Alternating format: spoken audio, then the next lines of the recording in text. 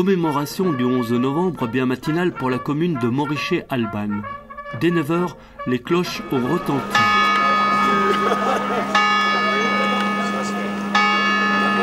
La cérémonie a commencé.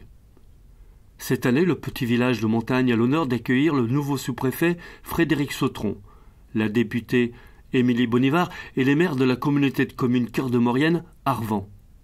Mesdames et messieurs les élus, messieurs les représentants des anciens combattants et porte-drapeaux, mesdames et messieurs les représentants des sociétés civiles et militaires, mesdames et messieurs, chers concitoyens. Texte émouvant de Lola Christin et du maire de Moricher-Albanne, Sophie Vernet. Pourtant, il n'y a qu'une liberté.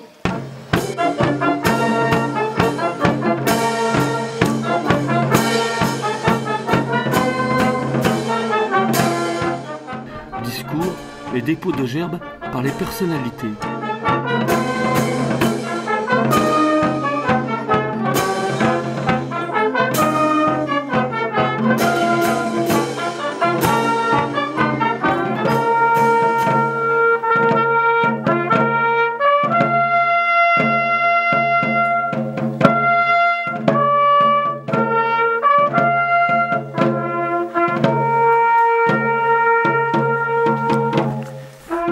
Solennel, le président de la section des anciens combattants a rappelé les noms des soldats de Moricher-Albanne morts pour la France. Carl Lucien, mort pour la France. Laurent Jean, mort pour la France. Lémon Caliste, mort pour la France. Pasquier Lucien, mort pour la France. Pasquier Florimond, mort pour la France. Marietta Joseph, mort pour la France.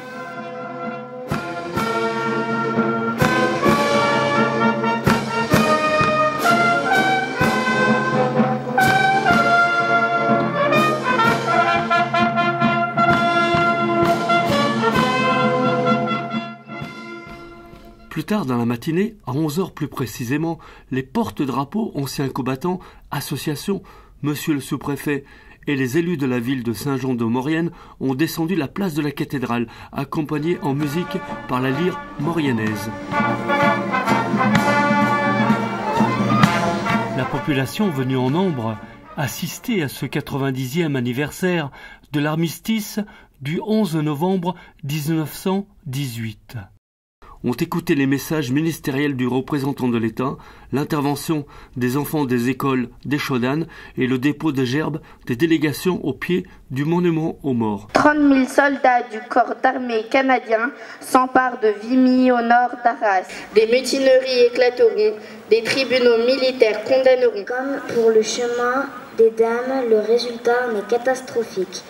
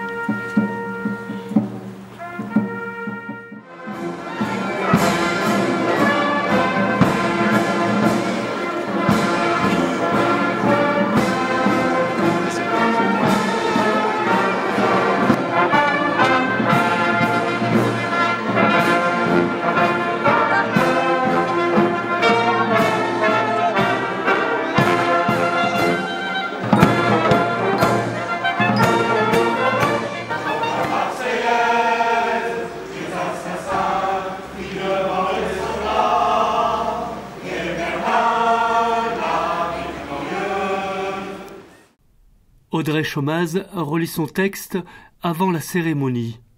Je suis en prépa infirmière à l'IPAC de Chambéry et aujourd'hui, à l'occasion de la cérémonie du 11 novembre, je vais vous lire un extrait d'Albert Derrier. Face aux militaires d'une voix sûre et sans intimidation, Audrey lit des extraits du dernier poilu, Albert Derrier, disparu à l'âge de 104 ans. Il n'existe pas de mots assez forts pour traduire l'angoisse des combattants durant cette guerre interminable, d'usure et des tranchées. Celui qui n'a pas été soldat n'y comprend rien. Et celui qui a été soldat, s'il n'y a pas passé, n'y comprendra pas grand-chose. Le 33e corps d'armée 70e et 77e division a tenu les lignes entre Compiègne et Soissons. Je me suis toujours impliquée parce que je trouve ça normal, c'est grâce à eux que nous sommes ici aujourd'hui et je trouve ça, c'est la relève.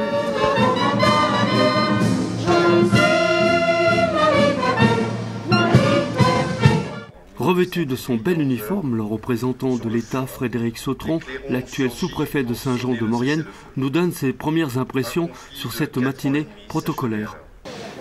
Ce qui est intéressant, c'est le fait justement qu'il soit lu par les enfants, parce que ça nous rappelle que nos anciens ont tout donné, ont vécu des moments très durs. Ceux qui sont encore là, puisque le dernier poilu est mort en 2000, ceux qui étaient encore là jusqu'en 2000 ont pu faire partager cette mémoire. Et le fait qu'il soit lu aujourd'hui par des enfants, ça permet de perpétuer cet indispensable souvenir, ce rappel permanent et quotidien que la France est un grand pays, la France est un pays de liberté. La France s'est toujours battue pour défendre sa liberté, elle s'est battue pour la défendre dans toute l'histoire et encore aujourd'hui. Et je suis particulièrement heureux d'être là et de voir cette énergie et cette chaleur humaine à l'occasion de cette journée de commémoration.